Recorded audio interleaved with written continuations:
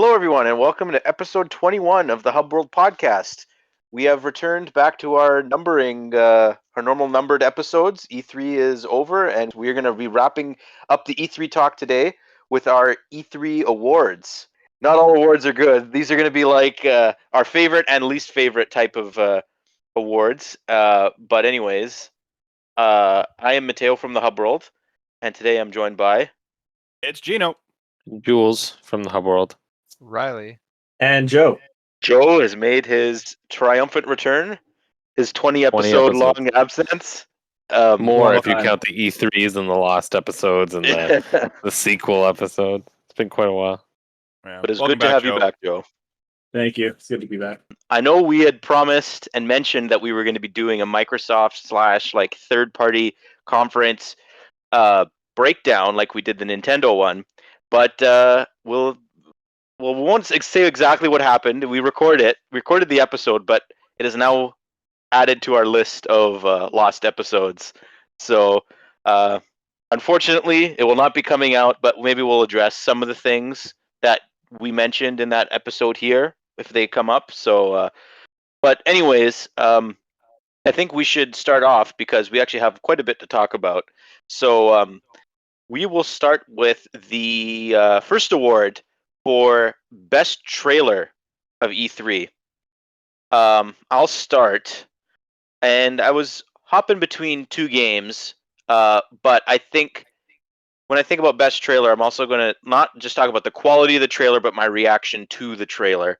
And for me, the best trailer from E3 was Metroid Dread. Listen to our reaction. Like, that explains it all. Like, we thought this game was dead. It didn't exist. It was canceled. If Metroid 5 were to come back, it wouldn't be Dread. Like that would have been my rationale. But the fact that this game exists and it's coming out soon, the trailer had fantastic moments. Like, I love like the cinematic sort of like how it would transition from cinematic to gameplay. It did a really good job of telling the story from beginning to end. We got a lot of info from it. Like, that's the perfect size trailer, and I hope Nintendo kind of just lets it be and just doesn't give us a lot of news about Metroid Dread until it comes out. Like, I don't want to get spoiled from the game. So, but I think by far for me, like, the best reaction I had to anything from trailer wise was Metroid Dread. Yeah, I'm gonna have to agree with this one also. Metroid Dread was such a hype moment. I was quite loud, and if you listen back to our live reaction video, even though my mic was muted in that, you might be able to hear me through the wall on Mateo's mic.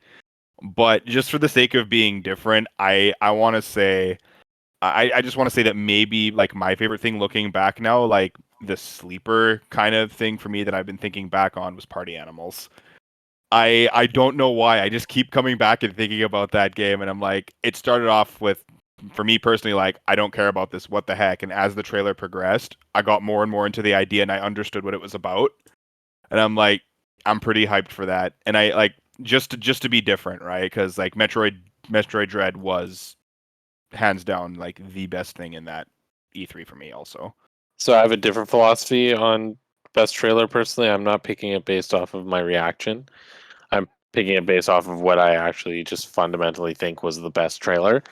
And I think that the most hype trailer easily in that conference, or in E3 altogether, was Guardians of the Galaxy. And I'm sure like a large part of that is owed to the smash hit Holding Out for a Hero that when you play over anything instantly makes it memorable and awesome. But I was very like, because I think we all kind of knew Guardians of the Galaxy was coming, but we didn't know the type of game it would be. So I think like witnessing the game itself, as well as like the awesome soundtrack, and like it was a really cool trailer and just a well put together trailer, just like the Guardians movies and their trailers. And I just I'm still blown away by that trailer. Like, that trailer, whether the game is good or not, doesn't really matter. That trailer was good. It was like the best thing. That was the one that was hopping. Like, that was the other one. Like, that was between that and Metroid Dread for me. Yeah, I have an honorable mention, but maybe I'll mention it at the end, just in case Riley or Joe happens to mention it. Okay, so for me, as much as I liked the announcement for Metroid Dread, I'm gonna have to give this one to Elden Ring. Souls fans have been starved for news for that thing for so long. Having a trailer and having a good trailer to boot was really nice. I liked actually seeing some quote unquote gameplay. It's a good saying. I might have to borrow that. Uh, an honorable mention for me. I'm assuming Joe and Jules will cover the other one that I would like to mention, but I'm not going to. I think Battlefield actually did a pretty good job with theirs. That game looked incredible. It's not my like I won't play it, but like just like the scope of that game is incredible. Like it's insane. But yeah, Battlefield looks really good. I even got to say too, as someone that doesn't normally play Battlefield games, that trailer for that game made me super excited. But that wouldn't be my best trailer, and this might be a little bit odd, but my trailer is something that I actually would probably consider a teaser. And it's probably going to shock you guys, but my favorite was probably the Breath of the Wild sequel. Mhm. And although that was just a teaser, like that minute and a half that I saw, it like brought me back to like sitting on the couch watching the Nintendo Switch like reveal conference and then seeing that first Breath of the Wild trailer at the end of it with the music. And I don't know why. It just brought me back. It was so weird. Yeah. Other than that though, I probably would have to say Mario Party Superstars, that trailer was pretty hype for me too. So I'm Mhm. going with two Nintendo picks, which normally doesn't happen, but two Nintendo picks. Just quickly with Zelda though, Joe, like I think you're onto something there. Like I had a very similar reaction with Zelda. Like I know a lot of people aren't super thrilled with what Nintendo showed in terms of like just the amount, because people wanted a title, people wanted more of Yeah, a bigger splash. yeah, But there's a lot there if you watch that trailer on like half speed or just watch it multiple times. There's a lot of stuff there that you can dig and find. But I had a very similar reaction to Zelda 2. Like what Nintendo showed was something I even thought about. Like I didn't think that they were gonna go back, like go to the sky and do that, and like all the theories that we crafted in the, like we mentioned a lot of that stuff in our breakdown for Nintendo. But yeah, like see that's the thing. Now yeah. I'm super hyped for Breath of the Wild. It's That's a the, weird thing though, because it's like for how short it was and for how little kind of we saw, like we saw a lot, yeah. but how little we technically saw. I don't know. It's just the feelings it made me feel, plus the fact that I'm still thinking about it now. Hmm. It like that's kind of like what a trailer is to me. Is like how well did it sell me? And although I didn't need to be sold, like I'm Even sold. the 2019 Breath of the Wild trailer did that. That Yeah, was hype too. Like they just don't need to show much just to, because they know Nintendo knows what they have and they know what people want. yeah. And Those Nintendo geniuses. It's yeah, just yeah, that's all they need. Okay, my honorable mention is, and to be fair, I didn't get to experience this trailer fully when it was announced because that's when we had our stream went down, and so I only came in part way. But I'll replay like my feeling and why this is like my honorable mention. It was almost my number one, but it was like we're watching the Microsoft conference. They're like, now an update on Sea of Thieves. I was like, oh, whatever. And then our Microsoft stream Mm. goes down. I was like, and then like it comes back up, and all I hear is this like Jamaican lady speaking, and I was like, what are they doing? They're copying Pirates of the Caribbean. Like this just sounds like Pirates of the Caribbean. And then Jack Sparrow shows up, and I was like, oh shit, it is Pirates of the Caribbean. And I thought it was so good, and it like took me because Sea of Thieves is something I actually want to go back and play. Like when they announced the season 2, I had always thought it would be fun to go back and play. But the second I was like, oh, it's Pirates of the Caribbean. I'm like, now I definitely got to go back and play. And it was something like completely took me by surprise. And I know what I'll probably mention this again at some point, but that's all right. Hey, it came out today, by the way, and I downloaded the update. Oh, did you? So, Yeah, I got the I need to update go too. update it. If you guys would like to see a let's play of this, let us know because like I'm really tempted to do this. Sea of Thieves just seems really fun, and Shameless plugging. yeah. hey, it's an idea. We're gonna Gino. play it regardless. Would you just like to see us record? You But dropped I the don't know power if they can cord. handle. I don't know if they can handle the audacity of my pirate banter. I might get Scurvy too Mumbo. piratey. Scurvy Yes. mumbo. Um, but anyway, I was gonna say I know we have a different order for things Hmm. originally, but I was gonna say I kind of already just said what my best surprise was at E3. So would it be okay if we just jump to that one and use this as a segue? Because or else I'm just Yep. going to repeat. Yep, So go ahead. anyway, that was my best surprise of E3 was absolutely Sea of Thieves Pirates of the Caribbean crossover. And it's something I would have never envisioned would have been possible because when it comes to Disney, I just assume everything's off the table. That's a fair And it's assumption. just, but like, what is a better combination than Rare and Disney, specifically Sea of Thieves and Pirates of the Caribbean? So, I mean, I'm very excited, and I probably will go download it right after this, and we can give it a try soon. But anyway, I've broken speaking order, so I guess we should go back to speaking order and go to Matteo now for best surprise. Yes, the best surprise for me, honestly, was I don't know. I don't want to cop out and say like it's the fact that like Nintendo brought back a lot of franchises that haven't seen a game, like a real next entry in their series for a while.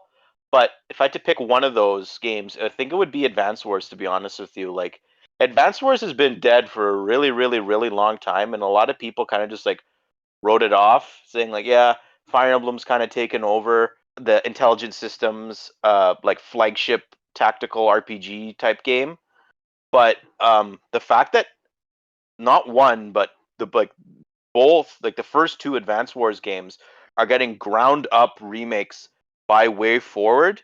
Like at first, I'm like that's just super random. But now when I think about it, like Way Forward's character animations and stuff really fit the art style of like Advance Wars, at least like the box art style from Advance Wars. That's a really good match, and like as someone that really wanted to play those games and was tempted to buy them, I'm legitimately surprised now that like okay, I don't have to fork out what would be more money to buy the entire series. Now I can just spend whatever buy one game and I get the first two games that I think are the people consider those to be the best games. But like just Nintendo's general like fact that they give a shit about a lot of older IPs this year, like more hardcore Nintendo like fan IPs, that is my that's my biggest surprise. Yeah. I'm gonna have to say my biggest surprise probably was Metroid Dread. Just I'm gonna like not really a couple because like I wasn't really expecting anything. Like I know you were excited about Advanced Wars, Matteo, because you're also like you do a lot of video game collecting and stuff too. And for me, like I don't really interact with like more of that side of like the collectible side of things. Don't get me wrong, like I was super excited to see Starfield, but if Elder Scrolls there, bam, that's at the top of this list. If in like a new Fallout project outside of Fallout 76 is there, bam, it's at the top of that list for me. But Nintendo really just blew it out of the water this year. And like again, Metroid Dread being like in the works in some form or another for the past 19 years, no one saw that coming. And that that was my biggest surprise. It stole the show. So before Riley speaks, I have another. Yeah, so since Pirates served as my honorable mention of the last one and my bridge into best surprise, I'm going to take the liberty of mentioning another thing here in my speaking order. The other best surprise that I really liked was the Super Monkey Ball collection, which I'm super excited for. At first, when they announced it, I was like, oh, whatever. And then the more I thought about it, the more I remembered like my memories from GameCube playing Super Monkey Ball and how badly I wanted to buy Super Monkey Ball Banana Blitz on Switch, but I didn't buy it because I'm like, I own it on Wii. I'm like, I shouldn't buy it, but I had an itch for Monkey Ball, and now this is the perfect compromise because like these are three games I've never owned, although I've played all of them. I'm super excited, and if you actually look at what the game comes with, it comes with a ton of stuff. It comes with like an art book and like keychains and stuff just for buying the game, and it's a reduced price game. I'm like, yeah, that was a nice surprise. Okay. Anyway, on to you, Riley. I hate to be conformist about this, but I'm gonna say the best surprise, yes, was Metroid Dread. Heck yeah. I don't think I really have to cover more ground on that one. Fair enough. Yeah. Well, I'm also the same, so that's it. Yeah, there goes that. I wasn't expecting, a 2D Metroid game at all, and it kind of just, popped on in, and my mouth dropped, and that's how that went. All right. So with that, do we move back to biggest disappointment? Yes, Yes, we do. please. So see, this is the thing. As a Banjo fan, obviously every year Banjo doesn't get announced. That's the biggest disappointment for me. The fact that there wasn't a new Banjo game announced. Okay, But are we doing like omissions count as biggest disappointments, or does it have to be a thing that was shown that's a disappointment, like contrary to our expectations? This is what I was gonna say. Like, I know a lot of people really liked the Microsoft E3 presentation.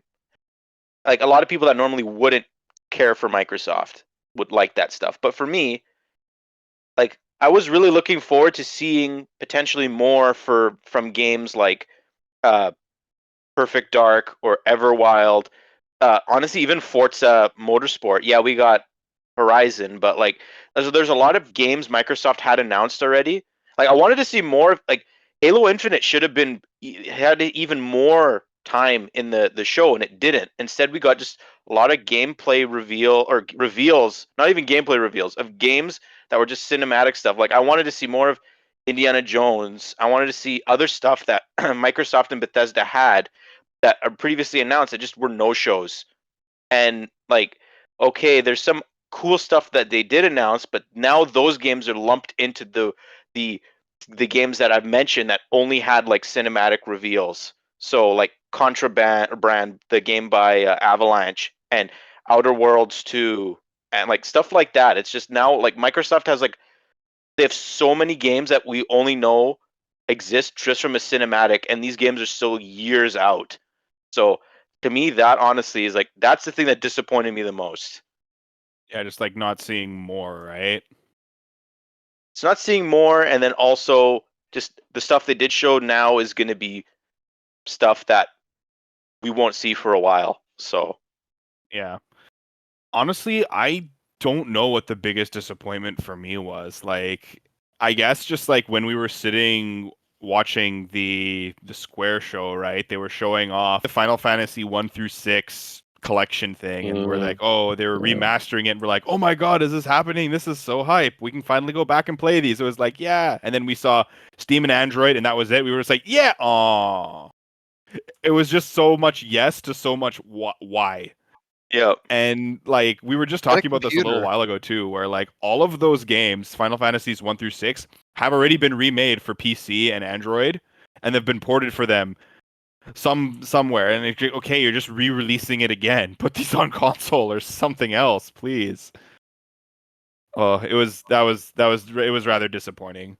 Or Mhm. honestly, just like You- Square's show in general, outside of like Guardians, was just I don't know. I was disappointed. we will get that. We will get to the conference talk later, Gino. But I know where you're going to go with that. Yeah. But yeah, I will go with the Final Fantasy remakes. I think the biggest disappointment for me, by far, was the very first conference we watched was Ubisoft. That conference was all sorts of bad, all sorts of nothing announced. And at the very end, they're like, but we have one more thing to show you. And we're like, okay, well, since it's been so bad, they must be showing us their open world Star Wars game. And it starts and it's like clearly on some kind of like alien foresty planet. And Riley's like, is that Endor? And we're like, oh shit, it is. Like, this is the Star Wars game. We get to take a look at it. And then you see blue people. And I was like, why are they making this game? Like, I don't even want a second Avatar movie, let alone a fucking video game. I was so disappointed. I was like, I waited this whole conference through all your bullshit to see Avatar the game. Like, I don't even want Avatar the anything. Like, just stop.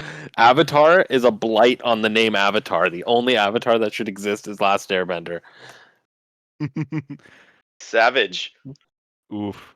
Much But like apparently- the Avatar people. I had no No, idea that of was- it. This That was a thing. mean, but But apparently, like, we knew Ubisoft was making an Avatar game. Like, it was announced.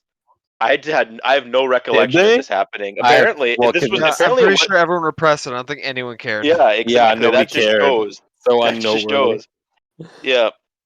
Well, that was my biggest disappointment, was seeing that not only was there nothing of note in Ubisoft, but also that Avatar is not dead like it should be.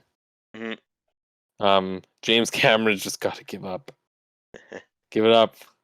The only thing good about Avatar was the fact that it was like really cool 3D and the like CG was good. Like, there's nothing else good about that movie. That movie was not like anything special. Like, it was okay. Like it's like it's like one of the lesser Pixar movies in terms of like actual narrative quality.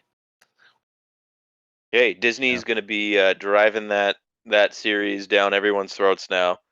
The fact that they Probably. own it, they built a land for it at Disney World, like Wait, what? Avatar. Which one?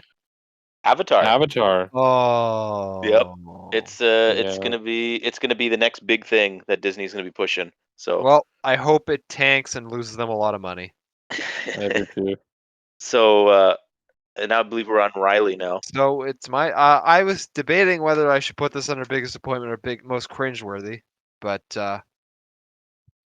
I'm gonna have to go with the Smash character announcement. Really? I genuinely I could care like it's difficult for me to to put into words how apathetic I am to that character. Like I think there could have been so many better options. I know Tekken's popular, but I think we have enough fighting game reps, especially since Teru is already one of them in the fighter passes. I think this one was kind of redundant. Fair enough. There was I think so many better characters they could have put in. Like even from Namco, I would have much preferred a Soul Calibur character, but as my coworker once said, Soul Calibur's only popular in like France, apparently. Hey, it's popular at Yako's house. Yep. But yeah, that was my main one. The other one I want to say is I was also a little not disappointed with the game, obviously, but I was disappointed that we didn't get to see more of Halo's campaign. They seemed to put way more emphasis on multiplayer. We didn't. All we saw was a cinematic for the campaign, no gameplay, which upset me a little bit. That was a damn good cinematic. Yeah, but like we saw in-engine stuff though too of the campaign. And we Yeah. mentioned this in the lost Microsoft third-party breakdown video. But once again, like I'm pretty sure we are all on the same page in terms of Halo Infinite. We really liked what we saw of Halo Infinite last year before the delay. Yeah. And like we could be playing that game right now. If people that probably aren't going to be playing Halo Infinite didn't complain about the game. So, but hey, it gave them another year, I guess. Like the game is going to launch complete, presumably, with ray tracing and all that other stuff that they promised would be there eventually. But just Riley, quickly before we move on to the next thing or to the next person. Yeah, Kazuya is not the greatest, but at least it was not Gino. Yeah, Kazuya is more deserving than that stupid puppet. So I mean, I honestly, Even Gino for the reaction, I like, think I feel Gino would have like been more Kazuya- interesting. hey, like for an E3 reveal, like come on. yeah, but Gino then would if Gino was announced for Smash Bros at E3, Gino would have been my biggest disappointment. Yeah, and we would have had to change our outro. Yep. But even like why We would like have to I question apologize. I just question why they didn't do something like reorder the Fighters Pass and have Kazuya come out after Steve and save Sephiroth for E3 reveal. Like it seems strange. And I know the idea like behind it is that you start with your heavy hitters to sell the pass, but like it just seems strange that like Steve and Sephiroth, clearly like the two biggest, like what the fuck, like how are these characters even in Smash? Were like back to back, and then you go into like Pyra and Kazuya, which like progressively get less interesting. Yeah, But, I definitely would have reordered it. I agree with that. Like that makes a lot of sense. How many But- how many character or how many characters on the fighter passes now? Which what 6. number is? There's one more. after this. No, but I meant how many? Are there 5 per fighter pass or 6? There was 5 for the first one, 6 for this one. Yeah, So, Piranha Plant was technically not part of the Fighters Pass, but so there was only 5. so But what if you you're saying count is there's Plant, 0 for 10 for me so far. 0 for 11 It's if you count terrible. Plant. How dare you, Riley? Anyways, Okay, I'll go. So you stole my base disappointment. Mine also was Kazuya. I was so upset. Like, what type of sorry, Yako. What type of character are you gonna show at E3? You show that. Like that was I'm sorry. That I would have taken. I was slightly upset about Min Min, but I would take Min Min over Kazuya. The only thing I could think of is something happened. Whoever that 11th character is probably should have been 10th. And I have a feeling whatever is coming, what was supposed to come with Kazuya, there's some other announcement I think that they're going to unveil with the last fighter that probably would have made up for Kazuya. I don't know, something fishy, because you're right. Having Steve and Alex and Sephiroth back to back makes absolutely no sense at all. Like none. Because if they were to end on Kazuya and whoever the next challenger would be, and I don't know, it would leave a sour taste in my mouth, and I just don't think Nintendo's that stupid after giving us Metroid Dread. It's two complete opposite ends of the spectrum for me. It almost feels like I don't know if you got this sense, but it almost feels like Nintendo was like, we have a pretty solid E3, so we don't need a Smash character to carry it. Yeah, even that. Something was off about it. I don't know. Like, and I understand, it's great for the fighting series fans, but I don't know. The other thing I wanted to say for my biggest disappointment was the lack of Super Mario Strikers. That's it. One That day, that Joe, was it'll my come biggest. back. Well, I Hey. just keep looking. Next level hasn't made anything since 2019. Strikers, that's like a 2 to 3 year game. Next Not in Levels depth. is a growing studio. They got Hey. bought by Nintendo.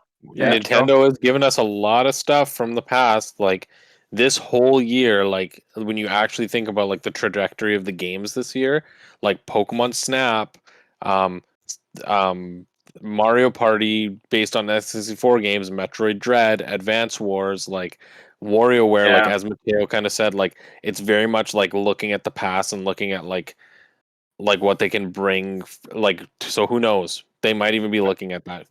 I think we're gonna get baseball though before Strikers. Really. Yeah. Yeah, it makes more sense. I want Mario Rugby. Oh, I wish. I hope they add into Mario Strikers as a guest character Zinedine Zidane. Oh, That'll fit. yeah, those people with the electric fences on that'd be hilarious. Headbutt. That would be funny. Yep. So Anyway, on this train wreck, why don't we just go into the next one? Most cringeworthy announcement. so Just following the sadness. I cringed for the majority of Ubisoft's conference, but I think the single thing I cringed the most on was that Final Fantasy remaster thing, like that end screen. I'm like, ooh, like I didn't cringe as hard as that, honestly. And Gino said it really brought up a good point about like these games, like how tone deaf could Square Enix be? This is your flagship series, and these games are not playable on consoles. I don't know. Maybe they're not on. They might be on PlayStation. I have no idea. But for Switch and Xbox, they're not there. I know for a fact they're not there. Final Fantasy 1 through 6. So, like, if you're putting all the effort or putting effort into remastering these games or just like restoring them a little bit, why don't you put them on platforms that they'll actually sell well on? I just don't understand that. To me, like that just drives me up the wall. Like, ugh. Yeah, that's fair. Yeah. The most cringe thing I can probably think also it came at one of the third party things, Matteo, and I have to say it was probably Just Dance. Oh my god, Joe, you stole it out of my mouth. Yeah, I just do not give two shits about this franchise. I know people like it. It's turned kind of more like a mobile game that you just so you buy the game, it's on your TV from your like Xbox or Switch or wherever you play it, and then you have to download this mobile game, and it like I don't get it.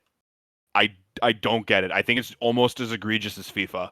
Like every year, you get a new one. It's just every year instead of a roster update. Yeah, instead of a roster update, you get a library update. You get 40 different, like it's not even the same songs. Okay, it's like different songs. Okay, you can make an argument like that's a good thing. Okay, you're getting new music and whatever. But if anyone wants to talk about Just Dance, they get copyright flagged because of the music.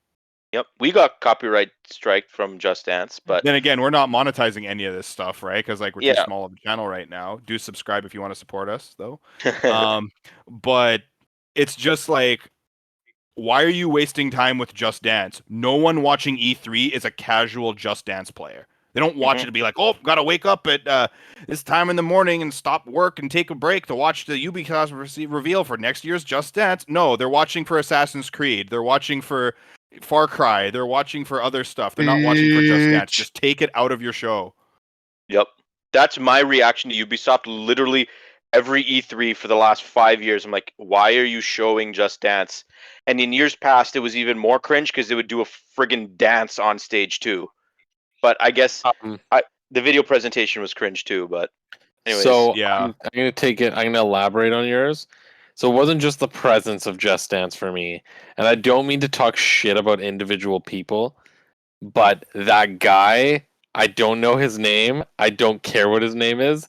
Whose hit single was like the flagship thing, and he comes in, he's like, "My hit single is now part of Just Dance." Like, I'm sorry, I was just like, "Are you fucking joking?" I'm like, "Why am I watching E3 for this?" Like, I really don't care about some random ass fucking singer who's like, I'm sorry, like, you're not very popular. It's not like they got like Kanye West to come out and be like, my single. It's like, it's not like it's somebody big. It was like some fucking like F tier singer shows up as like, my new hit single is going to be in Just Dance 2020. And I'm like, I don't give a shit. I'm like, why am I watching E3 to see Ubisoft push some random singer and their game that's made for a casual audience? Push it with like a headliner artist, push it with Lady Gaga, push it with Beyonce, push it with like, I don't know, even like I'll take Fergie or the Black Eyed Peas, like somebody who's like was big. Don't push it with some rando. Like No. I just pissed me off. I was just like Let me jump in here mad. quickly because I had to Google it because I must have missed this. But this person's name is Todrick Hall. To give a background, gained attention in the 9th season of American Idol, and they are now a rapper. So now you know. Well, that's the thing. Is like, and no offense to Todrick. Like, I'm not saying that he's a bad singer. I'm not trying to shit on his music or whatever. I'm just saying this is like a hardcore gaming event, Hmm. and it just felt stupid that not only is Just Dance there, but they're trying to push Just Dance with a nobody. Yeah, that would not entice me to Just- buy it. That's not someone that has the star power to make me buy it. Exactly. That we were gonna buy the game anyway. And Okay. this is not like. Now Yeah, I have and we're I have a fun thought experiment about this. What musician would be required with the star power necessary for you to actually consider buying Just Dance? Well, I wouldn't consider buying it, but at least I would have enjoyed the trailer. You know, like if Green Day jumped out and was like, "We're adding the punk rock scene into Just Dance," I would have at least watched it and be like, "Oh, cool, Green Day." But like, I don't give a shit about rando. You know, It like isn't. Sorry, it isn't so much about making me want to buy it, but maybe to recommend it to someone that's looking for a game for their kid. Like seeing that, I'd just be like, I don't even know what Just Dance is anymore. Like, or who just is this even being person? but even just being entertained, like for example, like with Sea of Thieves, like I'm sure a lot of people like don't play Sea of Thieves, have no intention of playing Sea of Thieves, but probably still enjoyed the trailer with the Pirates of the Caribbean content because they're like, oh, Yes. cool, Pirates of the Caribbean, like that's a big thing, and this is Yeah. a cool trailer, right? And I think that's the difference. Is like I feel like if you're gonna put this in a hardcore setting, like at least have something that's entertaining, even if somebody's not gonna buy it. moral of the story: Ubisoft, get your shit together. Yeah, come on, man, pay the Right. big Come on. bucks to get out. Let's go to Riley. All right. So I have a couple. Debating what I definitely think honorable mentions I need to get out of the way. So Avatar was a big one for me. Just Yep. I almost physically recoiled when I realized it wasn't a Star Wars game. Yep. What else? I had another one here. What was the other? Oh yeah, the Smash announcement made me sad. I mean, I watched it afterwards because I had work, but just seeing that was one of the announcements made me. I was not a good time. And then the actual one, the one that during live stream I was like, "Ew, what's going on with this?" Was the dialogue during Final Fantasy Origins, Strangers in Paradise. I knew you were gonna say this. Yeah, I knew Wow, every 2 seconds, I need to kill Chaos. this And then guy. they see Chaos. He's like, "Who are you people?" And they're like, "We're the people who are here to kill Chaos." I'm just like, Jesus, what? Why? That guy Who was wrote just the dialogue really for this? yeah, he was Oh. really enthusiastic about killing Chaos. Clearly not Nomura, or else it would have been like, my heart can help me kill chaos. It's just I am watching. I mean, watching you play, I'm ambivalent towards the game, but that Yeah. dialogue in that trailer was just brutal. It was brutal to listen to. Yep. That was my pick too for most cringeworthy. Really? And my quote was, "I only know one thing. I want to kill chaos." And then random, me too. And I wanted to pull from the YouTube comment, so I think everyone would appreciate this. could this be the video game equivalent to The Room? Because this whole trailer made me laugh so hard from beginning to end. You have a trio of characters who look like they belong in a J-pop boy band group, and their leader is obsessed with chaos. And then the other comment underneath it was, "Oh, hi, chaos." Well, hi, Hi, Chaos. Um, see, like Yeah. the thing is, I find this especially funny because I didn't find that trailer cringy at all because I'm totally like bought into the whole like bullshit of like Final Fantasy-esque stuff. So like to me that was just totally normal. I'm just like, oh okay. But like I guess like a lot of people are just like, no. I was so hyped at that trailer. I didn't find it cringy at all, but then everybody all over the internet was just like, holy shit, cringe. And I was I, just like, I was oh. telling you, man, like that. Even that guy, he just seems like bad discount guts with his motivations. The one that Cool. still really does it for me is there's like the one frame where it zooms in on the guy with the blonde hair, and all you hear is chaos. He just puts his eyes down, and then just the I battle need to takes place. rewatch the trailer. I really need to rewatch this trailer and see. We need a chaos counter. Can I have a bit of a spiel though here on Strangers of Paradise because this is my thing about it, and I know like Sure. I'm not a Souls person, but I've been watching Riley play a lot of Souls games. But what drove me nuts is one, like it was hard because I'm just bad at those games. But what bothered me is that in Souls games, the fundamental thing is that you have a stamina bar so that you can't really spam your moves. But there's no stamina bar in that game, so you just keep going. To be And fair, I was like, Sekiro doesn't have stamina bar oh, either. does it not? And you did say it looked like it was more like geared around Sekiro's style than. Okay, then maybe not. But I was just that I felt like a fundamental flaw to me when I played it. But then again, I also died because I was swarmed by a ton of freaking wolves, and I've never seen a Souls game where there's that many enemies around at the same time. Now our most anticipated game shown at E3, and Ooh, I so feel hard. like this will be very reminiscent of like our first topic, but for me, my most anticipated game coming Can I at have a E3. clarification? Can I have Yeah, clarification? Is this something that was announced that's coming out in the foreseeable future, or is this anything announced? I say anything, no? You can anticipate anything. I'd say anything that was like anything that was shown in any of the E3 conferences. Um, Okay, just because I'm like okay, I'll explain it when I get to me, but that's okay. yeah, for me, it's Metroid Dread, just from the fact that like everything I said about that game earlier, and the fact that it's coming out so soon. Riley's playing through the Metroid games, and that's kind of like making me really want to play Metroid games, like especially Samus Returns. Like I really want to turn my 3DS on and play through that game again. I love that game. I've only played it once, but like Metroid Dread looks to me like it's it's kind of like it's got horror aspects in it, and like there's gonna be a lot of stealth, and like it's gonna get your blood flowing. Like that game is gonna be at some points like it could be scary at some points for a Metroid game. So like it seems like it's gonna be just different enough, and it's gonna have the like the twists that like the MU robots are gonna give to the gameplay. To me, that is just like, and then just the presentation of that game, it looks fantastic. Like it just Mercury Steam is making it again. Like they said all the right things about that game, and Sakamoto during his little spiel, like between the like just before the game got shown at Treehouse, and then the actual Treehouse itself, like that game is being pitched to us as like this this project that they've always wanted to make, and it's taken this long to get it right, and they got it right based on everything they've shown. So like that's why like I know like I would say Zelda, but like Zelda's so far out and I still want to see more, but like Yeah. everything that I've seen, like the Metroid was shown as a complete package, and it's coming so soon. So like that's why for me Metroid Dread's the most anticipated. Yeah, I'm gonna say Metroid Dread is my most anticipated, but there is one game that is gonna be my second, and I think I would like to talk about that one instead. And that's the new Mario Party game.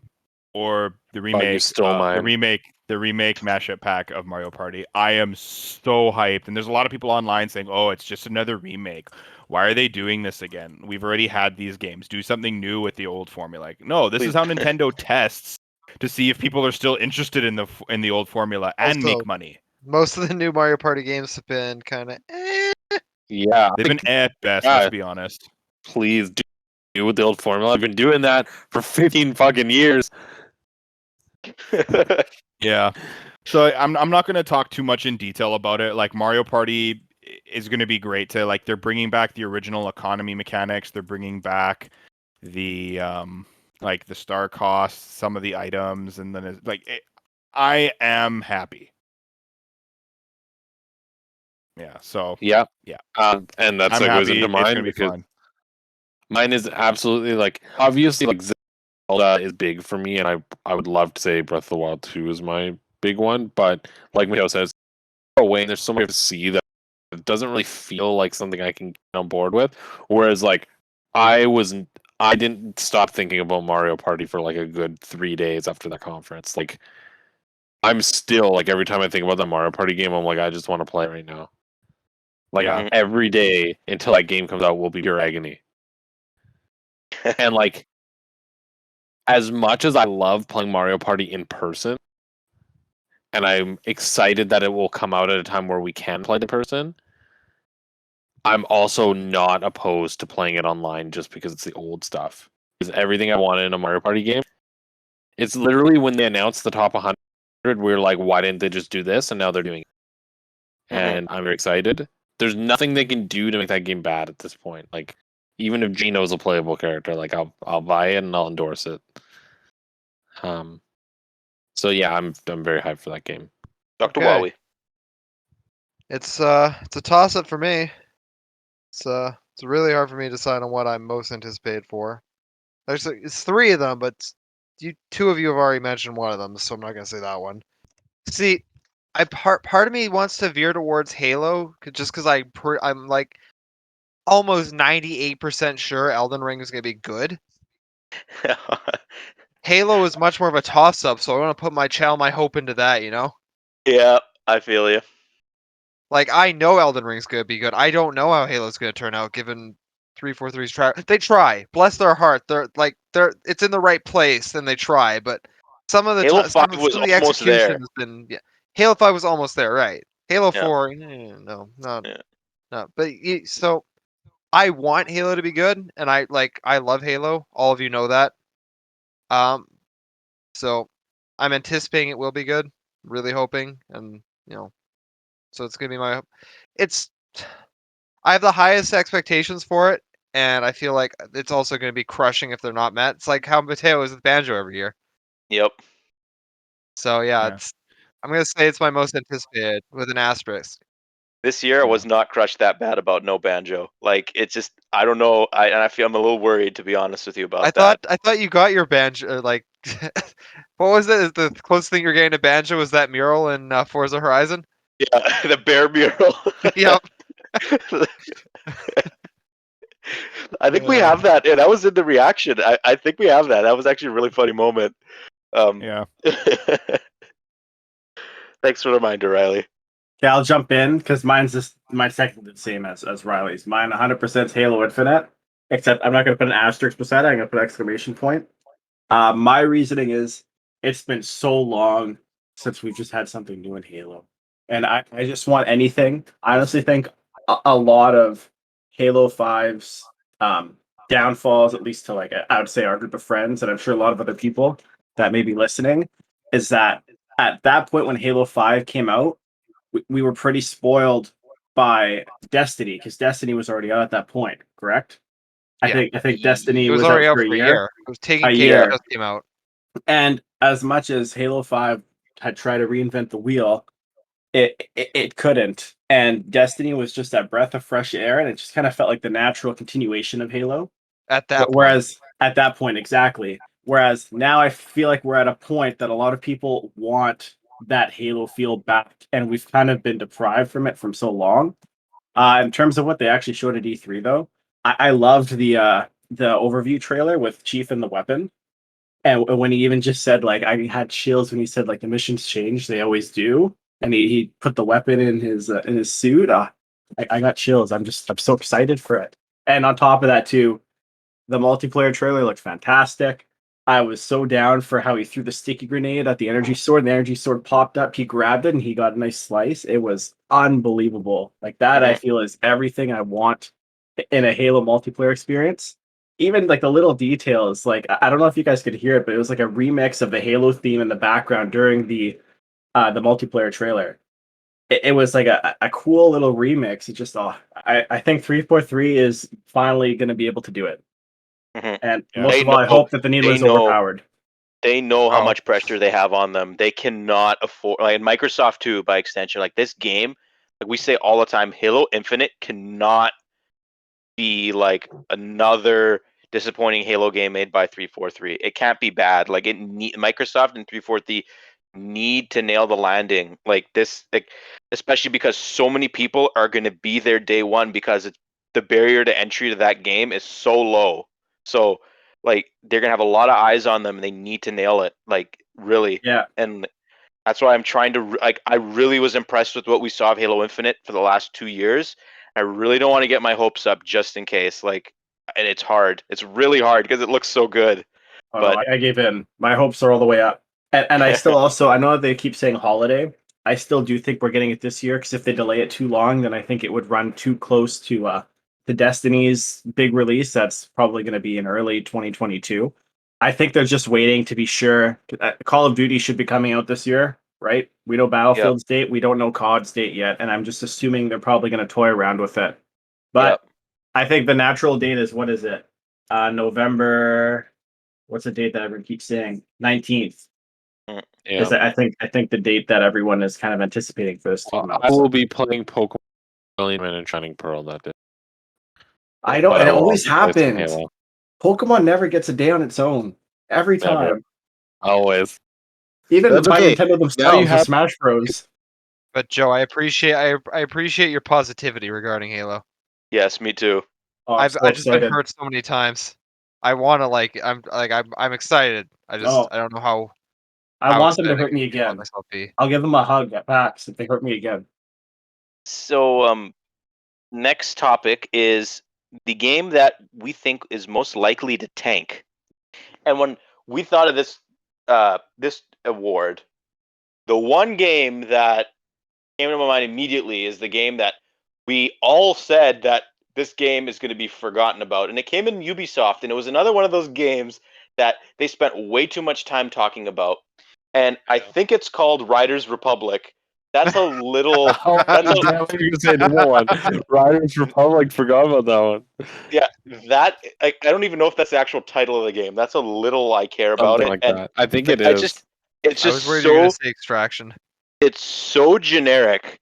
Like it is the most generic biking game mixed with the most generic sky like flying game. Like it and like there's like random ass like rocket powered vehicles in it for some reason. And like if I want to play a game like that, like I would just play something else. Like it just seems like generic and bland. There's no like when and it's weird because like I was about to say like there doesn't seem like there's a lot of character and like that world doesn't feel good or anything like that. But like if they would have added stuff to it, I feel like it would have just been even more generic. Like it would just been like seem like a cheap imitation of something like I don't know, like it would have been like what God. Fortnite or something like that. Like it would have just been really lame and just like and it seems they're putting a lot of effort into that game and a lot of like Ubisoft at least is for marketing because like they spent so much time Yeah. talking about it and there's absolutely no way they are going to meet their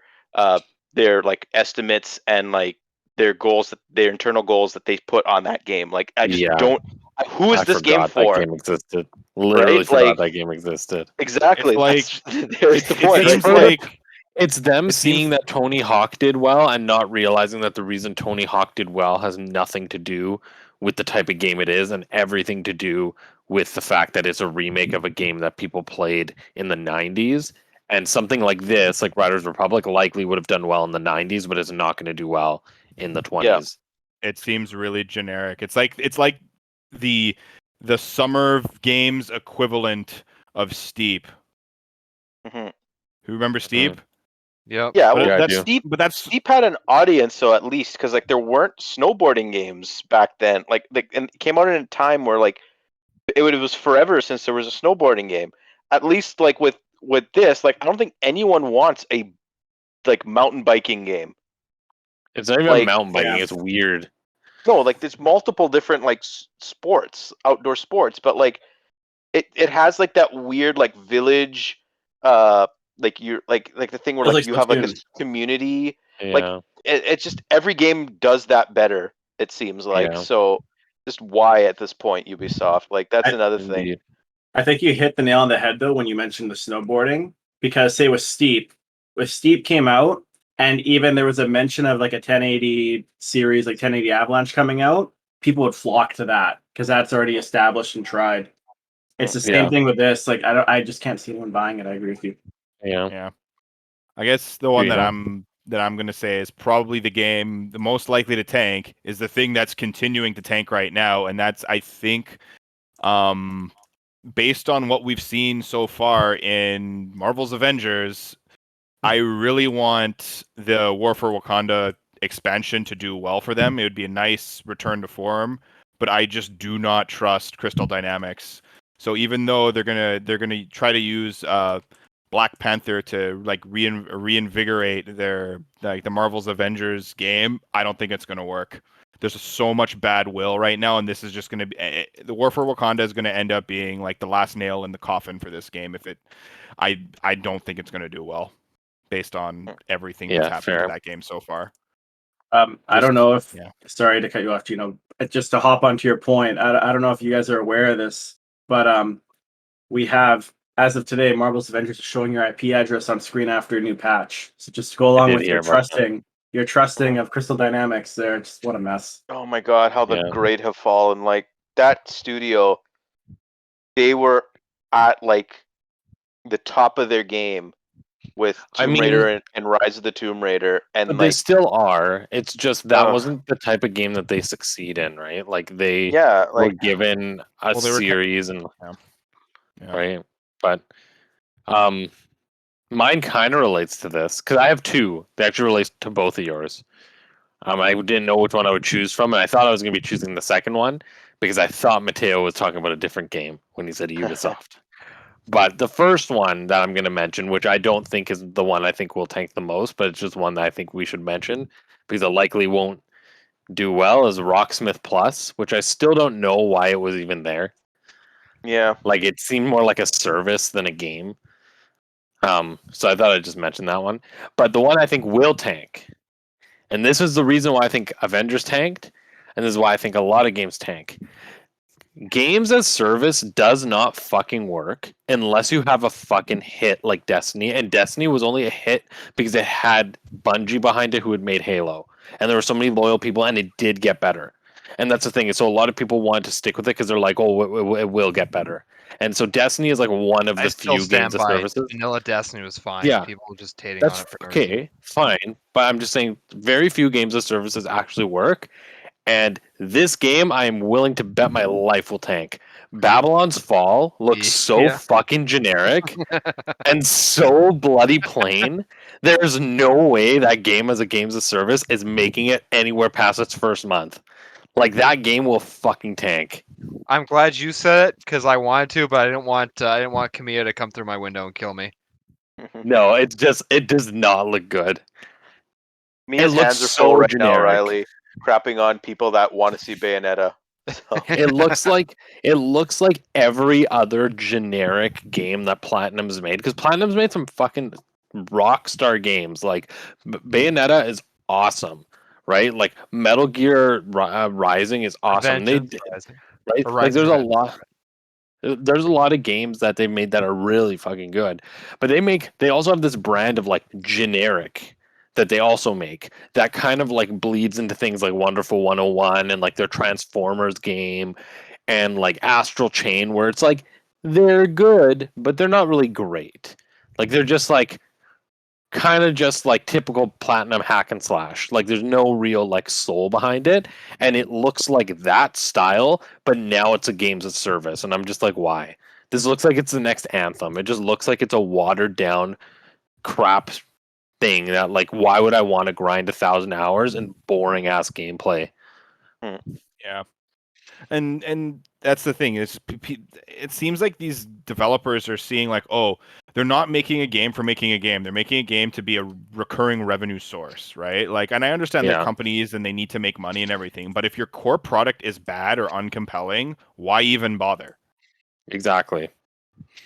Exactly. And I think that anything like a games of service only really works if there's something like preconception that can pull people in. So something like Destiny worked because the preconception was this is Bungie's next game. And so like a lot of people really stuck with it.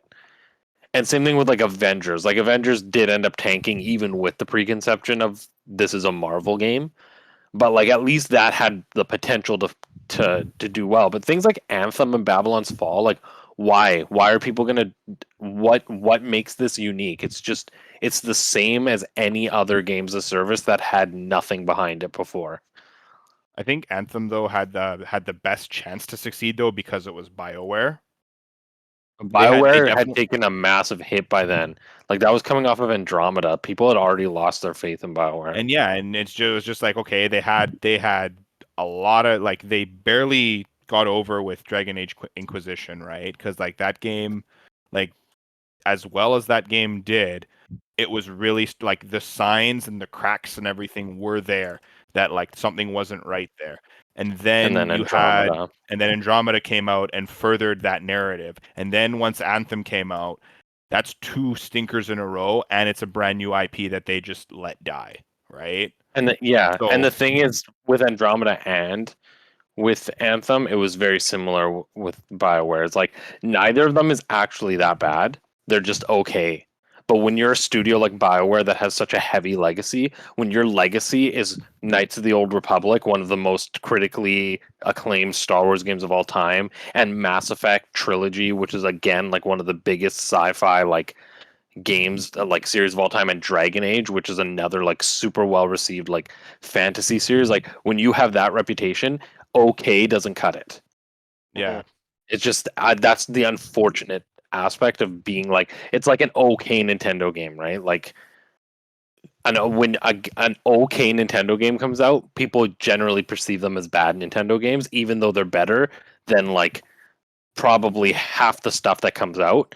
But it's because when you have a legacy, you have to uphold it. And Yeah. and that's what I'm feeling with Babylon's Falls. I just feel like Platinum can do so much better. And if this had something behind it, like some kind of IP or pre-existing something that would have pulled people in and made people invested in things like microtransactions and like sticking with it, maybe it would work, even though the gameplay will likely be repetitive. But the fact that it's just random, Basic. Yeah. like basic, yeah. Anyway, I've gone on long enough, Riley. So you kind of took mine, so I had to go through and look at the games that were announced because I'm trying to find one that isn't that because I feel like that's happened a lot during this podcast where someone said what I want to say. So I do think Babylon's Fall is kind of mediocre looking, and I don't know if people will stick with it for very long. Another one, I don't know if this counts, but I think Death Stranding Director's Cut might not do so well. Yeah, like, did people even want that? I don't think anyone really wanted that, but I especially feel like not in the that's. West where we don't understand Strand type games. I feel like that is like the definition of something like I bet Kojima and Sony had like a pre-existing like thing in their contract that they had to complete, and once that's done, that's it. With probably like there's just so much like I honestly believe like there's a lot of smoke right now with linking Kojima to Microsoft, and like I feel like once PlayStation is done their contract is fulfilled with Kojima for Death Stranding, that's probably it.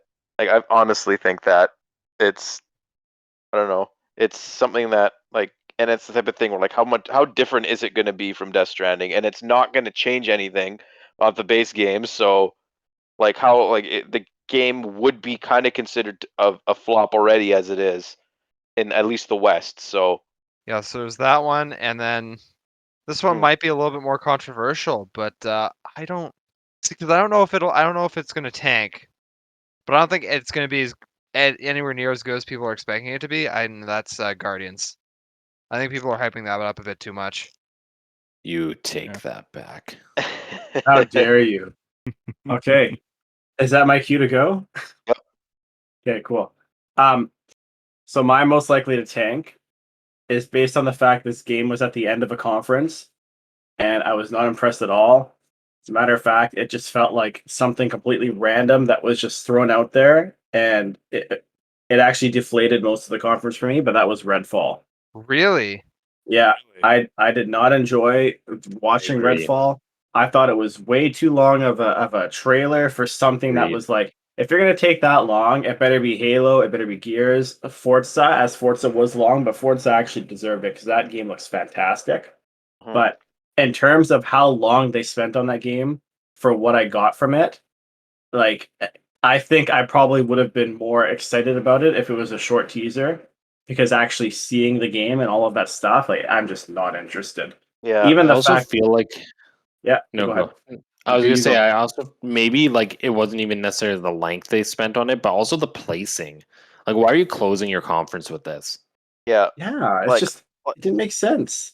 Arcane isn't even one of they're a big Bethesda studio, but like they're not like that's where like you would slot Bethesda's main studio there. You would like Arcane isn't even as big as some of the other Microsoft studios in terms of uh like notoriety among gamers and non like and casual gamers. Like I don't think anyone really like I know Dishonored, I know Prey, but like not a lot of people would know that, and like I don't think that slot exactly like that isn't like that game is something that I would have put like in the middle of the conference, and then I would have just ended with Halo Infinite.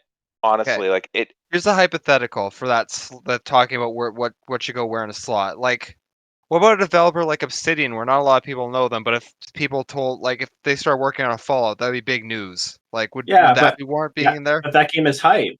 That's a big IP.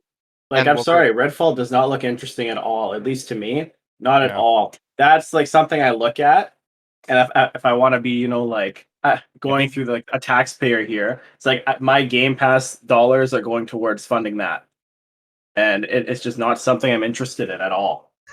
our fucking dollar Game Pass? Yeah, my Game Pass Honest, dollar is going towards that. Single Joe, dollar. I would love for us to be wrong about this. I Me I too. still think I think think the Redfall concept looks is cool. cool. I think they should have opened with that and finished with Starfall. Starfield. Starfield. Starfield. Yeah, Now, Starfield. Yeah. the only thing I will say though about Redfall is it kind of gave me the same vibe as I remember when I first saw Titanfall. Titanfall, I kind of was like, like a shooter with mechs, like, I feel like it's gonna be really clunky. And then Titanfall actually surprised me at how good it was, especially Titanfall 2. But Mhm. Yeah. We played the hell of that Titanfall beta. yeah, but I just can't see where my instincts could be wrong with this one. I don't know. I feel like the fact it was at the end of the show means the budget for this game is probably a little bit too high than it should be. And Mhm. if Microsoft has, the willpower to put it at the end of a show, I don't Well, know. I just don't think it can deliver. I don't. they must really believe in it, I'm but like I'm gonna challenge that a little bit just because I don't necessarily think that's what it means. I said during our reaction, like I think that the fact that they opened and ended with Bethesda was more of a gesture and more of a like reminding everybody that like Bethesda is a big part of who Microsoft is now, and it was more like I saw it as less of like indicative of the games themselves and more indicative of like the merger. Mhm. That's That's how true. I viewed it. That's true. But I would have rather seen it end with Skyrim Yeah, if we're gonna go that route. Just because I that's don't so know. far away. Like there, yeah. No, no, no. I mean, like, whatever. Is it what the 10th anniversary of Skyrim? The Oh, little yeah. montage. I'd rather them end with a montage of the 10th Oh, you meant anniversary of Skyrim, Skyrim. not Elder All Scrolls. the No, Skyrim I meant mods coming. Skyrim. When I said Skyrim, I meant Skyrim. But Matteo was right. If they would have ended with Halo, they really should have ended with Halo and said, sign up now for the multiplayer beta. I know that has nothing to do with the most likely the tank portion of it, but just I don't know. I just feel like they almost doomed it from its placement. Fair enough. I'm gonna bring us into the biggest omission, and the biggest omission for me was the lack of Fable. I really wanted to see something with Fable. I really wanted to see something with Everwild. So I guess the lack of or the omission It's Microsoft's part of their conference because those were two titles that I was hoping to see. I know now it is Everwild, right? That's the new rare, and the rumors now of them they're restarting development or something's going on there. Like that's a little bit upsetting because I like the concept of that game, but just those two games not being there, specifically more Fable, like that's again something that they could have done to end the conference with again, and it worries me that none of Fable was there. Yeah, like that's the thing. Everwild restarts development, and we know absolutely we've only seen 2 trailers for that game that didn't show gameplay once, and this was supposed to be like the next big rare game, and now that that's being pushed, and the a lot of the creatives from the other rare team that should be working on their own project are being put onto Everwild now, means that like Rare probably doesn't have anything else in the works that at least internally that is like anywhere near ready, because if all those guys are going to Everwild, like they're not working on anything else. So, and like Fable, the only reason why Fable I don't think was there was because of Forza, and Forza Horizon 5 was a huge surprise because like we thought it was all hands on deck for Fable, but apparently not. They had this game working, and now it's probably going to be all hands on deck on Fable. But yeah, like for me, that like the biggest omission for me was, like I said earlier, like, and adding on to what Joe said, like Microsoft is just like they're doing that thing that Jules said, and like it's just gonna keep hammering that home. Like, yeah, in the conference we didn't see Hellblade. Hellblade came in the extended show, and they still made it sound like Hellblade is far off. Like they are still years away from Hellblade 2. And then to boot, Everwild's now going to be 2024. Perfect Dark probably is going to be another 2 years. Fable's going to be 2 years. Like I was saying in the predictions video for Microsoft that like I was saying like Microsoft is gearing up to have like the second wave of games that's coming out after Psychonauts, after Halo, and like that. And I lumped like Avowed and Everwild and all that in there. That's completely like dead in the water now. Like there's no way that's happening. Like yes, Microsoft showed a lot of stuff at this E3 conference. I get that. I respect that. I know that's exciting to a lot of people who say that there's a drought and there's nothing for on Xbox consoles. So there's a lot of exciting IP and games coming from Microsoft, but look how fast like those chunks of games that I just said, they're not coming out next year, and they're not probably coming out the year after. So like where are the games going to be next year for Microsoft? So like it's just the exciting stuff for Microsoft is either just about to come out or it's way down there. There's no like none of those stopgap games in between. So like that's why I really like I didn't not it's not that I didn't like Microsoft, it's that I just like to me that like that's so obvious that that's going to be an issue in the coming up for me. Like I don't know. Oh, It's you're worrying. right. You're right because So what is actually their slate for next year? Like name a game next year. I think they had one, but I just don't remember what it That's is. what I mean, though. Yeah. That's exactly what I mean. Redfall's coming out next year. Their omission Starfield's is coming out next 2022. year. Yeah, But we'll yeah. see about that. Their mission's Yeah. 2022. Yeah, well. I just want to say, like, as much as happy as I am for Metroid Dread, I still think not having any Metroid Prime 4 news is a bit of an omission that makes me sad. Hey, Riley. Yeah, They're still working hard to make There Metroid was Prime news, 4. Yeah, they said they're working hard to make Metroid Prime 4. That's Oh. news. yeah. That okay? See, Warren I before. didn't know they even said anything about it because I That's didn't get to watch it nothing, like- live. That's not It's- news. We're just. It isn't joking. news. It was basically nothing. It's something Okay. like Yeah. if they didn't say that, people would have flipped out and like would be like in panic Like- mode.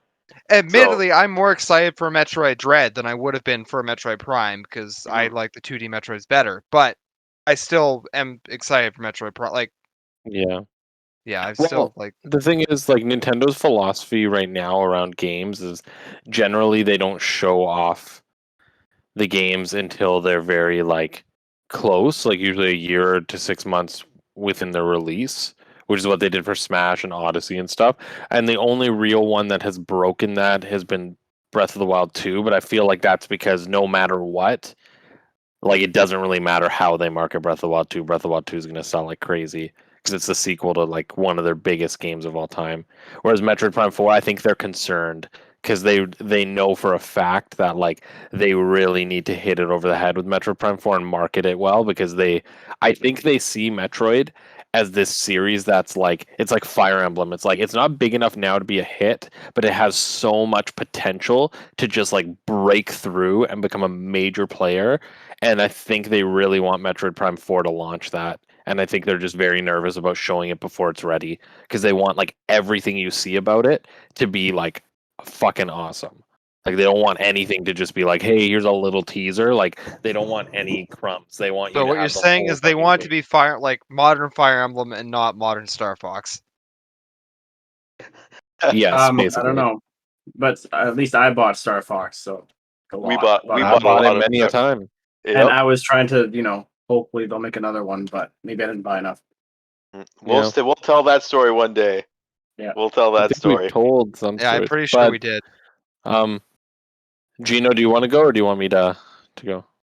Honestly, I like doubt we have the same I one. So well, I was gonna say just stuff more along the lines of what Matteo was saying about like the biggest omission was Everwild not being there, right? I can't really think like a lot of stuff also has been said. Personally, I would have liked to see maybe Forza Horizon instead of Forza Horizon, to see Forza Motorsport, because we were expecting it. But then again, I wasn't really looking forward to those types of games anyway. Or like I don't know. It's I wasn't really I didn't really think anything was omitted per se, other than like Sony was the omitted. big, Yeah, I was about to Yeah, say I that was actually. I want yeah. to change my mind to Sony was omitted. I thought I was going to be super That's- clever and add that like the end of this after everyone said something, but yeah. I was kind of planning on saying it, and then I started listening to everyone and forgot. Well, I'll But- tell you guys. First of all, Bayonetta 3 is up there, but I'm not going to mention Bayonetta 3 because there's one game that was omitted that is objectively the biggest omission. And that is, where the fuck is my Cuphead DLC? I've been waiting. I don't even want the game. I just want to see it. I just want to know it still exists. It's been like 2 years since they announced it was going to come the following year, and they haven't shown anything. Like, literally, it's like that game was announced, and they're like, yeah, it's coming next year, and they just never have said anything. Like, that's it. It's gone. And it's like, what is this game anymore? Like, where is my delicious last dessert? Get gaslit by Microsoft. yeah, but Or you know what? delicious last course. But the thing is, at this point, you gotta expect that, because like didn't Cuphead go through a very similar situation where like it was announced and then you didn't hear about it for like 2 years, and then it had its like grand Yes, like it was. Yes, absolutely, and that's why I'm saying, like, I really hope that the reason that it's taking so long is not because it's not there, and not necessarily because it's not taking a long time. I hope that the reason they haven't said anything is because they actually are just going to launch it as a sequel or like a standalone. Because I feel at this point it's been has been 3 or 4 years since they announced it. I think it's 3 years. yeah, I don't think it was in 2019. So I think it was been a while. 2018. Yeah. Regardless, like 2 years, 3 years, who cares? Like it's been a while, and Yeah, you probably it's won't been a hear it while, for a while as and well. So I like, feel like taking that long to launch a DLC. Like, I'm sorry, the only time I've ever waited this long for a DLC was Shovel Knight's King Knight DLC, and it was just stupid because by this time, when it's taken this many years to produce it, you get resentful because you're like, well, I would have rather just had a sequel at this point. And so I Yep. really just hope that they realize that somewhere along the dev time, and they're like, hey, we're actually putting a lot of content into this. Let's just make it a whole nother game. And that's why they Yeah. haven't said anything, because they want it to be so much time that when they do finally address it again, they address it with, yeah, by the way, it's coming, but it's no longer a DLC. It's actually its own game. yeah, and at Yeah. the same time, like because that's happened, you kind of like right now, at least with me personally, like that's going through my mind right now. I'm like, if it's taking this long, it has like the only logical reason to me is like, okay, they're upgrading it from DLC to like an actual like sequel or something. And if it comes out and it's just what you expect, it's just more Cuphead, and it's DLC and it's very like reminiscent of the original Cuphead, then that's like a borderline disappointment then, because like you've waited so long for something that like it's not different enough to be like super exciting. So Even if it's, I don't need it to be different. I just want it to be on the level of like another game, and to be standalone. Because if it's going to be this big, like why even sell it attached to the first game? Just like make it separate. And maybe they are holding it back because they want to launch it alongside the Netflix show, but I don't know. so Gino, I forgot. Did you have so you don't have an omission, right? Or no, Yeah, you it was mentioned it. Yeah, it was kind of a little bit of everything, and then I guess I'll take the Sony was omitted. I'll Yeah. take credit for that one, even Yeah. though we all kind of said it at the same time. So now we got the big four here. So our final four topics. We will start with what we thought was the best conference. And for me, it's like without a question, it was Nintendo. Like, and Nintendo had multiple surprises and really big announcements. And the thing, like I said, with Nintendo is that Nintendo's show wasn't dominated by their like elite franchises, their top tier franchises like 3D Mario, like Mario Kart. Zelda was there, but Zelda was very much like it wasn't the biggest thing there. And like Smash Bros didn't have a massive announcement either. But instead, this year's Nintendo conference was dominated by the the titles that really flesh out the system's library, like WarioWare, like Metroid Dread, like the Advance Wars remakes, like Mario Party, like those games are the ones that you're gonna look back at the lifespan. And those are like the really awesome like supplementary games that are like the B tier Nintendo franchise. And it just seemed like they're like those like, and like I also said in our breakdown this year, at least first party wise for Nintendo, what they showed in their conference, all of those games really interested me, and that's really rare when something like that happens. So that's why I'm like, it's for Nintendo to come out and address that Mario, like they hear what we say about Mario Party, and they're making changes to Mario Party because of that. Like that's just really great fan service, and I just like they really nailed it, honestly. I'll continue on this point of this tangent. Oh, not tangent. This train of thought here, Matteo. Nintendo had the strongest conference they've had in a really really long time, and that's no detriment to what they've done as a company. They've played their hand. They've played it wisely. But then again, all the other conferences just sucked, right? Well, no, because like Microsoft, once again, like I can see why a lot of people are really excited by what Microsoft showed, and a lot of people are saying Microsoft had the best conference. A lot of outlets are saying that. And I understand that, but like we're really big Nintendo fans. Hey, speak for So yourself. I know, yeah, but like in general, like we're really big Nintendo fans, and that they delivered because we're also really hardcore Nintendo fans. And Microsoft, yes, the value of what Microsoft showed was incredible. 27 games on Game Pass of the 30 that they showed. That's really big, honestly. Like we cannot stress that enough. But Microsoft, like, if someone wants to talk about that, like, I don't really want to add on to that. Like, if someone Yeah. really thinks Microsoft is the best, I'll let them say it. And if not, then I'll just tack it on at the end. Yeah, like I didn't mean that like it was like, but like compared to everything else, like Nintendo had the biggest announcements. Nintendo had the most like from beginning to end, it was the most complete show. There wasn't really a lot of boring stuff in it. Like we tuned out halfway through the Microsoft one. We tuned out pretty much all of Ubisoft. We tuned out pretty much all of Square. We didn't watch the Namco Bandai one, right? Or Well, Bandai Namco. those like basically those aside from those those four conferences, there was the Summer Games Fest, the Jeff Keighley show, and Devolver. Everything else was really just like showcases for like one or two games that really didn't need to happen at all. Yeah. Hmm. And like for instance with Ubisoft, like why show off Far Cry and like all of the other conferences? Well, we'll get to that. We're talking about what our favorites were, and like Yeah. we don't want to be super negative yet. So Yet being the keyword. yeah. So, Gules. Well, I think it's very self-explanatory. Like I genuinely think E3 sucked this year. Like it was trash. There really wasn't.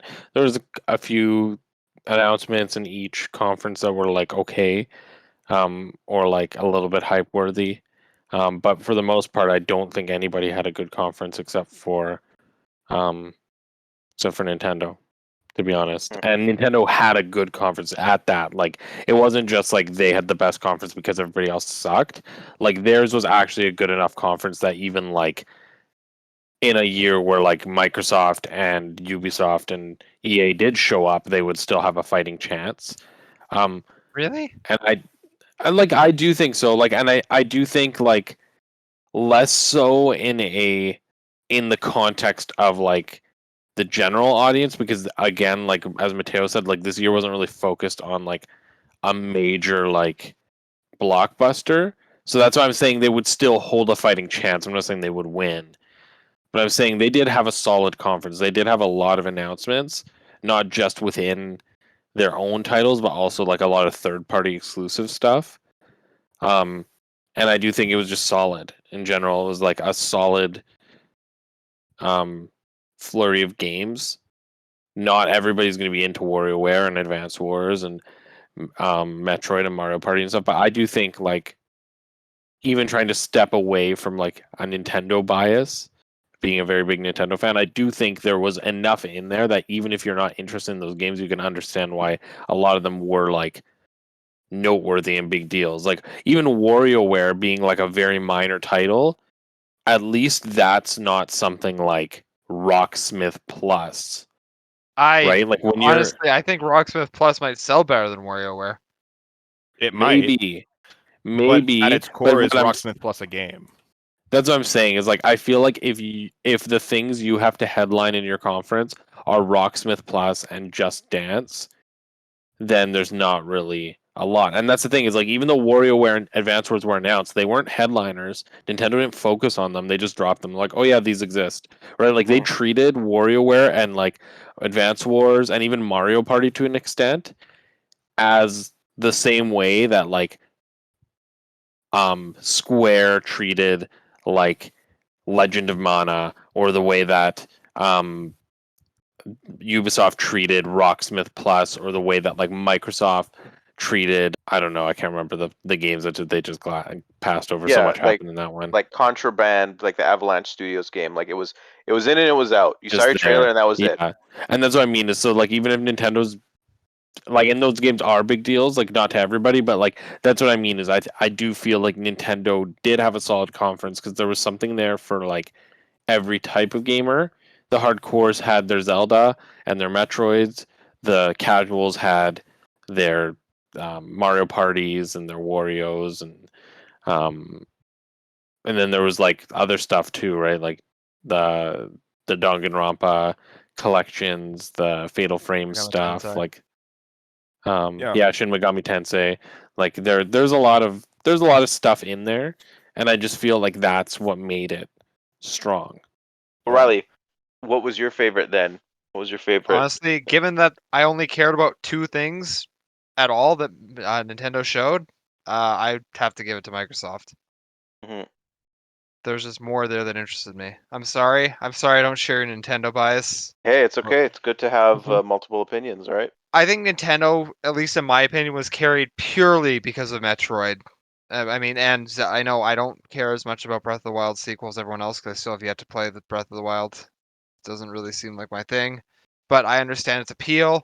So I think honestly, Nintendo's conference is carried purely by Metroid, Zelda, and Mario Party. hmm The other stuff does, as you said, seem like they kind of threw it in there, and at least to me, there's nothing else held any appeal whatsoever. I think Microsoft had a good smattering of like you say there was something that everyone could enjoy with Nintendo. I think that holds doubly true for Microsoft then. Yeah. I was about Yeah. to say They that. announced games for pretty much every genre. Honestly, like to me, a lot of the biggest announcements out of Microsoft, aside from like Halo, were games that are like, and Psychonauts 2 looked really good, and I'm really looking forward to playing Psychonauts 2 because like I'm in the middle. I'm just started playing Psychonauts 1, but like the fact that games like Hades are going to be on Game Pass. Like a game that's okay, it's critically acclaimed. It came out last year. I was about to buy it but didn't, and I can play that on Game Pass now. Flight Yep. Sim coming to Game Pass. Age of Empires coming to Game Pass. Like a lot of these really big games that are a big deal to a lot of people. The fact that they're going to be on an Xbox console, that's huge. Like, and that's like, and like I can appreciate that stuff, but like not all the games really like made a big impact on me. Like for instance, like Tunic was a big game that Microsoft showed at in E3. I think it was the same E3 where they showed Cuphead, Delicious Last Course. Okay, it's a game made by one guy though, so that game went dark for a while. But at this year's E3, they showed it, another trailer. They dropped a demo for it on Xbox. I played it. It was really good. So like, there's stuff like that, like really small stuff that like the big stuff Microsoft showed aside from Halo really didn't do it for me. It's a lot of these really smaller Game Pass related announcements that really Yeah. like that is what I got most out of Microsoft this year. Yeah, Party But- Animals was. I'm gonna go back and onto that one too because I began that trailer and that little segment of the show with "Who gives a shit," and I ended up giving a shit. My best conference, because I didn't chime in, probably would have been Microsoft's. Just to go Thank back to you that. as well. Yeah. And not honestly, what it probably has to do a lot with is the sheer amount of games that they showed. And it just kept going and going and going. And also, it was kind of nice on the end of each little segment of saying, play it day one with Game Pass. I would say Microsoft's. And that is also as a Halo shill, I say Microsoft's. But also to, yeah, I don't know. But I just think overall their conference impressed me the most. It didn't have the heavy hitters as Nintendo, but it just impressed me the most of how they But- went about their conference. you'd agree with me though that like it had some like I don't like using that phrase, but it had something for everyone, right? Like the sheer amount of games that covered a huge number of interests for people. Yeah, but it didn't have a Mario Strikers. Mhm. So But like Halo Infinite, I think most of us could agree that Halo Infinite should be the single biggest game like at E3. Like that game, like in terms of impact on the industry and like that, Yes. like Halo's Microsoft's flagship series. yeah, And like no, exactly. they talked about Halo Infinite just as long as Nintendo talked about Metroid Dread. And I'm just thinking to myself, like, those two games are like not comparable in terms of scope and impact and importance, but and I think Microsoft did it like the only reason they didn't talk about Halo for longer is because like I feel like they kind of were trying to be a little too like like they wanted to hold things back a little too much because like they saw like they got a lot of blowback. We all agree like unnecessary blowback from their last showcase for Halo Infinite, but like they played it a little too safe for my liking. Don't you think though the reason why they only gave you that tidbit of Halo is because I think they must be planning some sort of other event where they're going to go very in depth with Halo because we still don't have a release date. Whether or not that's because of COD, it doesn't matter.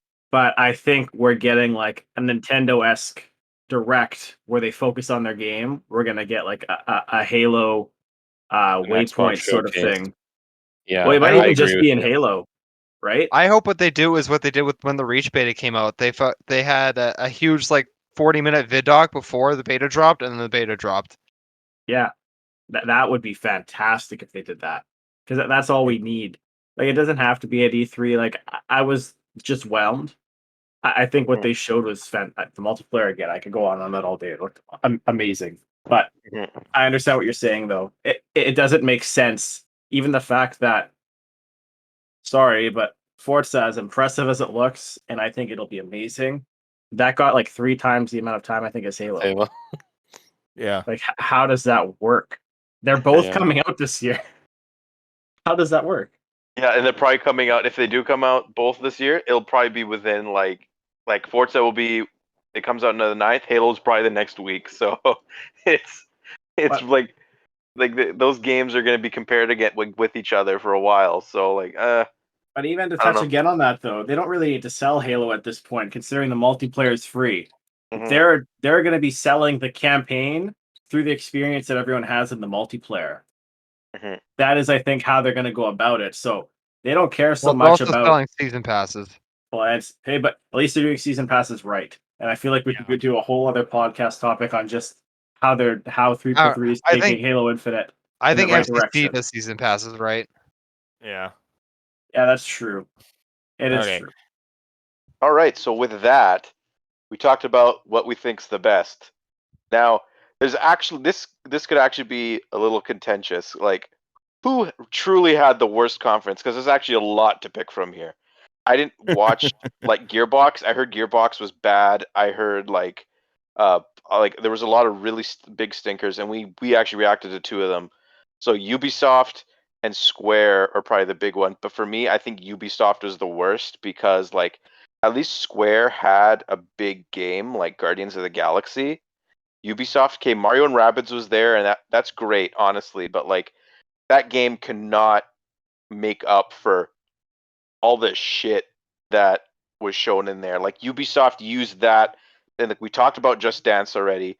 We talked about like Extraction was good, but like Just Dance was really like grinds my gears. Riders Republic was just so long and boring. Rocksmith Plus, like that's fine, but like I don't think that's for your like the demographic watching it. They were showing movie trailers for like random ass Ubisoft games that like apparently existed that I had no idea existed. Like that's not a place to have like E3 is not a place to show stuff like that. And like Ubisoft forwards in the past have been really good, and like we had all these expectations. Like, where was the new Assassin's Creed? Where the heck is Prince of Persia? Where's Beyond Good and Evil 2? Like, there was legitimate like excitement for this event that like almost everything was a complete flop in my opinion for Ubisoft. So like I cannot sit by and like that may have been the worst E3 conference I've seen, period. And like, there's been a lot of bad E3 like EA conferences in the past. So like this, like you knew this was bad. Like if I have to say that. So I'm just gonna bounce off of you, and I don't think it needs any explanation. Which is Ubisoft just like Yeah. it was like just I don't really even good. think it's a contentious, to be honest. Like I didn't hate Squares, but Mm-hmm. Ubisoft's just fucking sucked. Yeah. I hated Squares. Yeah. Like, at least was bad. Ubisoft had one game I cared about. Square had exactly zero. Yeah. Hey, Well, it's tough, chaos. right? I don't know. Like Guardians is like the one the one thing that I'm actually looking forward to. So that's where I'm gonna say it was Ubisoft was just no. As much and like I really like Mario and Rabbids, but yeah, Ubisoft was worst in show. Yeah, I they forgot get that the was they there. get the Razzie. They get the Razzie from me. It sucks because that would have been the one nice thing of their conference, but Nintendo decided to leak it 20 minutes before. Yep. Yep. I think the one nice thing about Ubisoft's conference is getting to see Ella, but that's probably just a me thing. I forgot about that too. Yeah. Well, Joe, what was your worst? Oh, Square 100%. Thank you. Square. Square was brutal. I couldn't stand it. I don't I barely paid attention except for Chaos, but I would say Square's 100%, 1,000%. And Mateo's right though or I think it was Mateo that said it with Ubisoft. Poor Ubisoft. They would have had a killer conference if Mario Rabbids was kept under wraps, for an extra hour or whatever. But the poor guys. Like I'm assuming that must be a little bit deflating for their team too. Like it kind of takes the wind out of their sails. But Mario and Rabbids, if it wasn't for Mario and Rabbids, I probably would say Ubisoft. But with what happened, I would go with that. So we talked about the best conference. We talked about the worst conference. What do you think the best game of the show was? Everyone's probably talked about what they think is the game of the show already. So like, let's just do this like a rapid fire thing. So for me, my game of the show is Metroid Dread, like 100%. I cannot think. I don't think anything else comes close. Yep, same here. Metroid Dread game of the show. Uh It's a tough one. It's got to be Riders Ridge. Or Riders would it Don't even Republic? troll. Riders Republic. Republic? She didn't even I mean, throw I in the just said name. that because I was trying to remember. But it's a toss up, definitely for me between Metroid Dread and Mario Party. I'll go with Metroid Dread. Yeah. Metroid Dread. I don't know if I can Mario Party is the game of the show, but it's definitely my most anticipated. Dr. Wowie. It's hard for me. Real hard decision for me.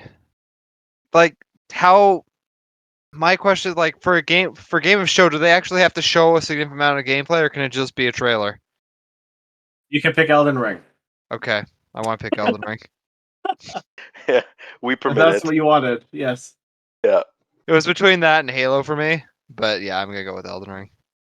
Yeah, I'm gonna go with if we're going by what the room did for the film industry, then I'm gonna go with Final Fantasy Origin Surges of Paradise for what it will do for the Fuke. No. I'm gonna go with Halo Infinite.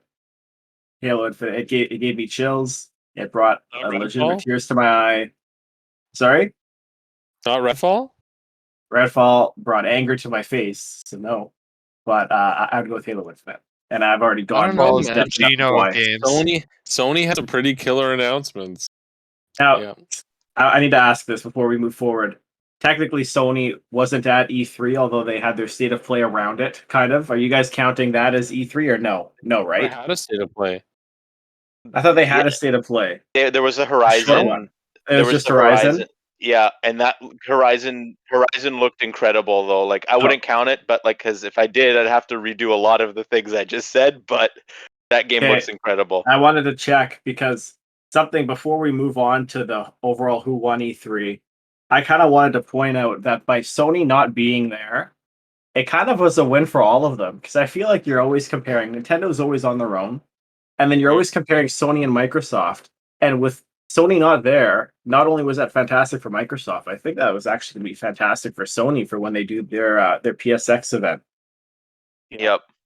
I think that's what they're And trying I'm sure to they're do. gonna do something. They're gonna do something in the summer at like in the next few months. Like they have to. Like they have so much stuff announced, and I'm sure they have so much stuff that they're working on that you look at Sony. Like they have a first party catalog that's like very very like close to Nintendo's in terms of I'd say I don't know about quantity, but quality. Microsoft's show like they had one of the best E3s they've ever had, and Sony wasn't there to like steal their thunder. Like Yeah. every time Microsoft has had a show that was you could argue was good in the last few years, Sony was always there to undermine it and take the the attention. So Just yeah, I agree. I agree with what you said, Joe. I only wanted to bring it up just to say that they kind of took a little bit on the internet from not having anything there, but now looking at it, I think it was actually the right call for everyone. So now the very last award we have is big one. Who won E3 in your opinion? For me, without question, it's Nintendo. They just delivered almost every announcement. Almost was something I really wanted them to announce, and some stuff I didn't even know I wanted, like Advance Wars. Like it's just surprises of bringing back old intellectual properties and stuff like that. Like that. That's easy brownie points just from that. And then Metroid Dread is like I'm over the moon, and I'm still over the moon. That game is going to be incredible, and I'm sure a lot of the stuff that they showed is going to be really really good, and a lot of people are going to really like that too. So like for me, easily Nintendo. I'm gonna say Nintendo also for a lot of the same reasons that we've discussed beforehand. They had the best announcements in my opinion. They had the most WTF moments in a good way, and there was a lot of just it was consistent. I enjoyed it. Mario Party good, Metroid Dread good, Advanced very good, and yeah. Other than that, I got nothing else to say. Well, I gotta say the true winner of E3 was Todrick Hall, who got to be featured in Ubisoft's cons. Yep. Yeah. But like I said it before, like I genuinely don't think E3 was good this year. I think it was bad. I think everybody sucked. I think Microsoft was okay. And I thought Nintendo had a good one. And so just by default kind of goes to Nintendo for me. I think from one, 'cause they finally showed off Elden Ring. Elden Ring fans won. There you go. Although I picked Microsoft for best conference, I think Nintendo definitely won E3 because I'm just trying to compare. You end a conference with Redfall, or you end a conference with the sequel to Breath of the Wild, or even throw in Metroid Dread. Like you just can't compare them. Nintendo won, I think, by a landslide. The big thing Nintendo won with that conference was my wallet. So All of our wallets. Oh, before we end this, I would like to make one addendum to what I said earlier. And having thought about it, the biggest disappointment, while Kazuya was a huge disappointment, I think the biggest disappointment is when they announced Outer Worlds 2, because that meant Obsidian was not working on a Fallout game. Obsidian is a big studio, Riley. Like they can work on a lot of Yeah, but projects. they're also at working once. on Avowed and that Grounded thing. I think they have enough. I don't think they have enough Grounded's a teams. Grounded's a small team. All right, but I'm pretty sure like a bunch of the writers who worked on New Vegas and stuff, they were the head writers for Outer Worlds, so Mhm. that Well, could be this is the thing. problematic. Riley, we've said this multiple times. Obsidian plus Microsoft plus Bethesda, that doesn't equal a new Fallout game made by Obsidian eventually. Then they've completely wasted $7.5 billion. So Mhm. I also want to quickly jump in with one too. One very 30-second addendum. A surprise I forgot to mention that also would have been huge for me is the fact that they showed off the Diablo 4 release date in Microsoft's conference after Blizzard had deals with Sony. So that shocked Wait, me I thought it was personally. the Diablo 2 one. Oh, sorry, Diablo 2. Just the fact that was a marketing deal with Sony. So sorry, yes, D2. Which D2 is still hype. with that being said, I would like to thank Joe for coming back on to the podcast. Hell It was yeah. quite fun. We had a very good discussion. I'm very proud of this episode. Thank you all for listening. We are now officially in season 2. Loyal listeners, look forward to such potential episodes as our Mass Effect discussion once Matteo finally plays through the rest of that. Yep. And our Metroid anniversary episode. Maybe Yep. one day we'll finally get to our giant Pokemon multi-part episode that we've been planning for since Ever. episode 5. GameCube Essentials is gonna be up soon. That's gonna be a big one. Another bloodbath. We got a Season lot 2 planned. of the Hub World podcast is gonna be chock full of fantastic discussions. I'm honestly we got a lot of things cooking up. But anyways, if you enjoyed what you're listening to, please give us a like. Please subscribe. Follow us on Spotify. We're on there. Download our episode there. If you don't want to watch the whole video, listen to it in pieces on Spotify. It's a good way to listen to us. But anyways, thank you all for listening again. Thank you, Joe. Hopefully you can come back and be on the podcast. I was gonna say quickly, I'll see you guys apparently in season 3. Because apparently I'm signed to one a season contract. we'll see at the Game No, Awards. you're in that Pokemon one. Yeah, You're in we'll that make it Pokemon happen. one, And buddy. Joe, if we do a Posted Halo one, it existed. would feel incomplete without you. Thank Yep. you. Anyways, Thank you though, all. You need to hear my long speech about why Garbodor is the best thing to happen to Pokemon. Yeah, we're not starting this one now. All right, end Yep. it. anyways, guys, thank you again. It was fun. See you next time. For the woo.